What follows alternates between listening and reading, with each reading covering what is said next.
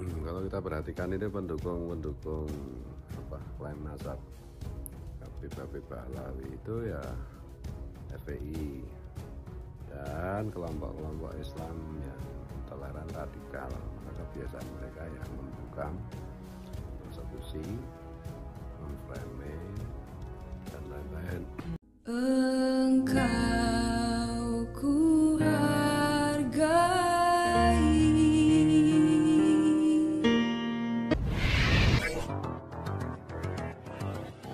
Assalamualaikum warahmatullahi wabarakatuh. Om Swastiastu, Namo Buddhaya, salam kebajikan. Sahabat-sahabat Pelangi 9 dimanapun juga berada.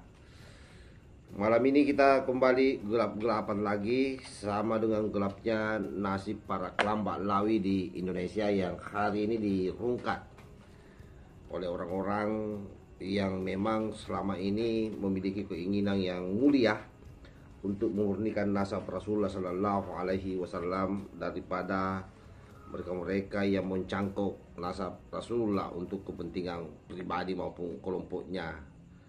Dan hal ini tentu akan membuat para kelambak lawi merasa dihinakan dan bahkan ujung-ujungnya itu menganggap bahwa orang-orang yang menyoal soal nasabnya ditudingnya sebagai orang yang menghinakan suriat Rasulullah Sallallahu Alaihi Wasallam. Padahal sampai hari ini kita tetap berada pada rel di mana mereka dinyatakan sebagai orang yang nasabnya terputus ke Rasulullah Sallallahu Alaihi Wasallam selama kurang lebih 551 tahun berdasarkan hasil penelitian Kiai bin Usman Al-Bantani. Ada satu yang menarik pada malam hari ini di mana Kiai Buat Pleret atau Kiai Puat Riyadi dari Yogyakarta buka-bukaan dengan mereka yang membela nasab kelambak lawi. Tugas bahwa Gus Puat Pleret menyatakan mereka adalah merupakan orang-orang radikalis di negeri ini, yang diantaranya salah satunya itu adalah ormas terlarang FPI. Ya memang selama ini kita tahu bahwa kalau jurus-jurus membungkam itu adalah memang jurus yang sudah sangat dikuasai oleh orang-orang FPI.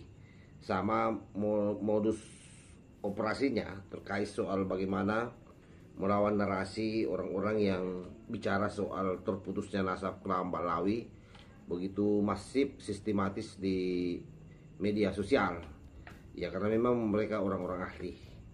Nah seperti apa Gus Puat Pleret speak up ke publik terkait soal orang-orang yang ada di belakang pembela nasab kelambak lawi, siapa mereka dan bagaimana sepak terjangnya di negara ini selama ini.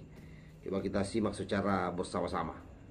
Kalau kita perhatikan ini pendukung klaim nasab Habib Bahlawi itu ya FPI dan kelompok-kelompok Islam yang intoleran radikal. Maka kebiasaan mereka ya membungkam, mempersekusi, memframing dan lain-lain. Kalau khusus FPI kan memang dibentuk sebenarnya pada awalnya itu kan di akhir Orde Baru, salah satunya yang bentuk itu kan sebenarnya Jenderal B kan.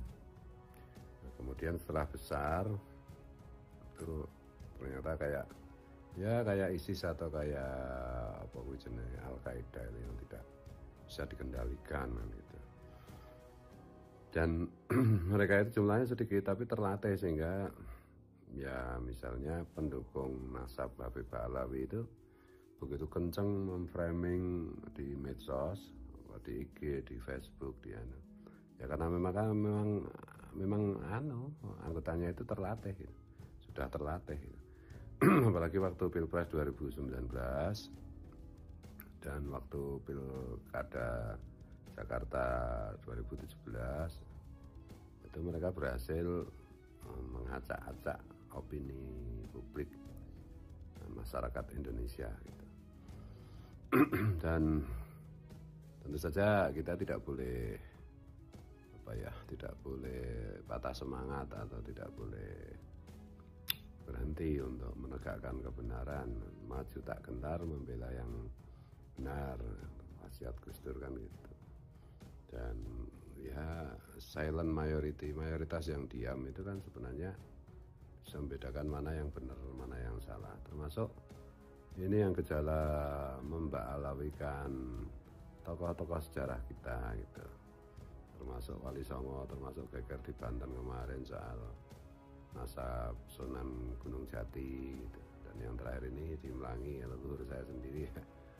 Jadi ibu saya itu kan binti Kiai Sangido Melangi, yang kemudian ketika meninggal dimakamkan di Wonokromo Pleret Bantul.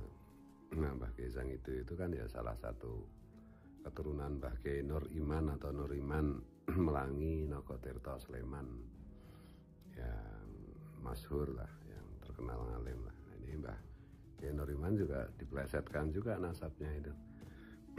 Dan tentu saja ya percayalah bahwa kebenaran akan menang gitu, meskipun harus sedikit bersabar lagi gitu. Di pada intinya ya sebenarnya pendukung nasab, klaim nasab Habib Ba'alawi yang terbukti tidak tersambung kepada Rasulullah itu, yang mereka tetap ngeyel merasa keturunan Rasulullah itu ya cuma kelompok itu FPI, Islam intoleran, kelompok radikal, ya itu aja. Dan kita harus berani, harus tegas, dan sudah alhamdulillah juga sudah banyak kelompok masyarakat yang membentuk semacam laskar atau perkumpulan gitu. Sebagaimana dulu tahun 45-an itu spontanitas rakyat Indonesia membentuk laskar-laskar, hari ini pun alhamdulillah sudah bertumbuhan laskar-laskar, seperti misalnya Gus Abbas Buntet membentuk Laskar Fisabilillah.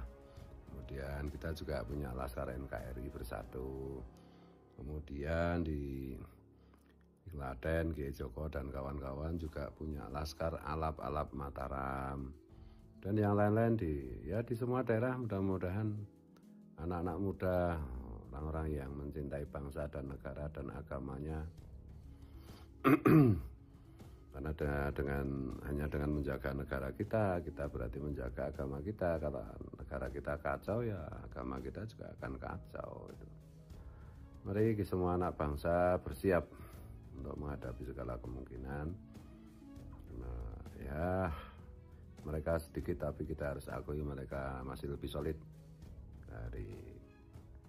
dari yang lain gitu ya. Mari kita terus mengawal NKRI Pancasila. Oke, saya kira jelas ya. Merdeka. Yang disampaikan Gus Fuad Pleret itu tegas, menyatakan bahwa yang bermain di belakang, yang memframing jahat orang-orang yang berjibaku melawan nasab palsu, yang selama ini keluar-keluar di media sosial begitu masif adalah orang-orang FPI, para radikalis yang memang selama ini menjadi duri di dalam NKRI.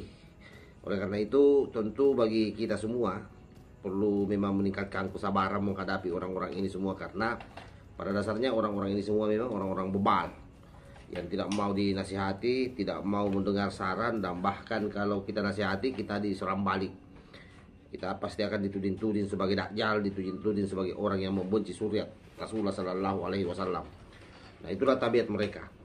Tapi sekali lagi tidak perlu kita hirau, kita tetap harus semangat bersatu padu. Bagaimana narasi-narasi soal Ba'alawi yang begitu suram di negeri ini, yang merusak peradaban bangsa Indonesia sejauh ini, kita harus bertahan pada posisi itu sampai pada titik darah penghabisan. Tidak boleh kita kalah dengan mereka, karena kita adalah pemilik sah republik ini. Mereka ini semua hanya numpang di negeri ini, numpang hidup dan berlagu seperti layaknya seorang majikan. Saya kira itu yang saya sampaikan kepada sahabat-sahabat. Mudah-mudahan video yang berdurasi kurang lebih 10 menit ini ada manfaatnya buat kita semua. Wallahul muwaffiq ila aqwamit thariq. Wassalamualaikum warahmatullahi wabarakatuh.